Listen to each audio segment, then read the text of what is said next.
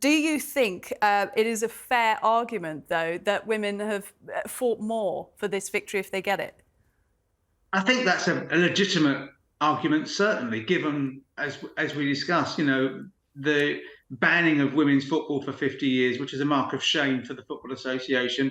I have to say that the FA now not only recognise that, are actively, desperately trying to use and grow women's and girls' football. They think it's a huge factor. I mean, if you actually look at the two tournaments, England in 1966 only had a 16-team tournament, played all the games at Wembley. They had a massive advantage. They even changed the venue of the semi-final, which was supposed to be up on Mersey at Goodison, to let them play at Wembley, the semi-final against Portugal. This time it's away from home, again in a bigger tournament, the biggest, a women's tournament with real quality across the board. It's the biggest one, first one they've had with 32, but they're really, really impressive teams.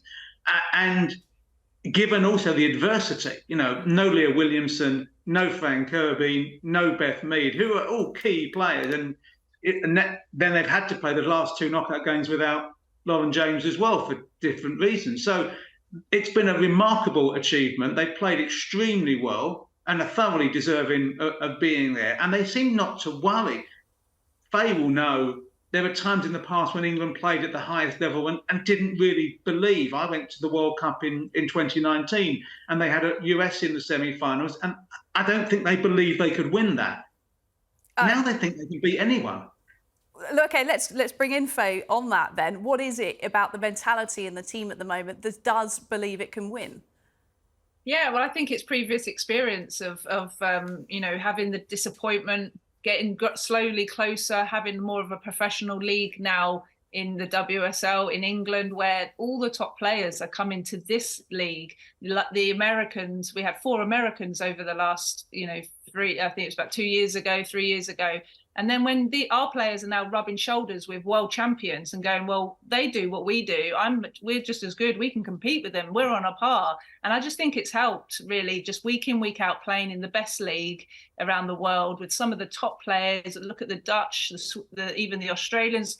8 of their squad are playing in the WSL. And I just think there's that belief now in the players, and also with the manager, of having a manager who's been there and done it, taken a Netherlands team who were on a par with England about what they achieved and what their rankings were, and then took them to European champions in a home tournament and followed it up with a World Cup final 2 years later. So Serena's repeated that with now this England team because the belief that she's instilled in this team. Yeah, Serena Wiegmann, as you said there, she's now taken the team to 4th consecutive international final. It's really a stunning record she's building up there. Martin, what is the secret sauce to her success?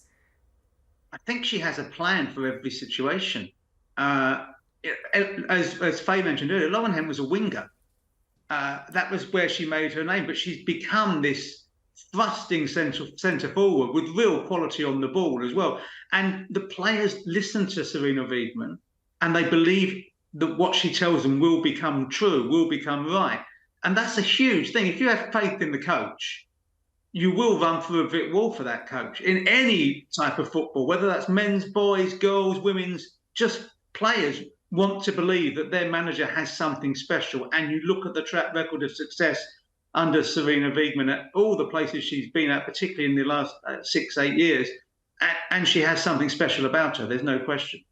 Oh, I'm sure she'll be even hotter property after this as well. Look, I'm coming to you now, Nadia, because England's set to play Spain on Sunday. I've got to admit, not knowing much about the Spanish side, I don't know if you do, but what could we be seeing in terms of a final play? It's going to be a really interesting matchup. I've been following both teams. I do respect the way the English squad play, but I don't think it's the same. They haven't really hit their level that they did during the Euros. So I think there's still like some percentage left that they can, get during the finals. On the other hand, I think this is probably one of the best Spanish teams that I've seen.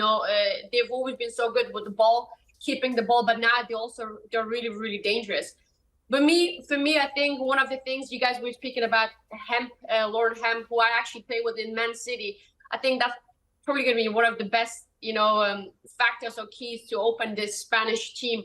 If they play, compact and try to catch them in the counter attacks, I do believe that Spain is going to have a really good chance. And Nadia, while we've got you, I know this is a slight segue, but we did sort of ask you beforehand whether you'd be comfortable with this. Yesterday marked the 2-year anniversary since the Taliban seized control of Afghanistan. You obviously have Afghanistan hereditary sort of links and ties and family there. And I just wanted to give you the opportunity, as you were talking about the fact that women don't have access to sport in other countries around the world, to share what it means to you to see women succeed in football with that in mind. I mean, it's such a weird feeling because on one hand, I'm so happy. I'm, it makes me proud to have been a part of this, and now seeing finally that women and women's sports are getting that platform and the respect it deserves. But then on the other hand, the contrast that you have, parts of the world like Afghanistan where girls are taking away this opportunity, and forget sports. They're not even allowed to attend school. So it's the contrast for me. It's crazy. And then the only difference between it is where you've been born. The luck, or unfortunately, the lack of luck, if you can say so. So it's a weird, it's a weird contrast, and I just wish that it didn't have to be this difficult to be a woman, a girl, parts of the world. I just wish that we had, access as you have in, Western society, in England, US, Europe, wherever. Absolutely. Look, Nadia, thank you for generously sharing those insights with us. Faye, we'll end with you. A message you've got to the Lionesses, if you've got one. Yeah, it's just keep going, go to that next level.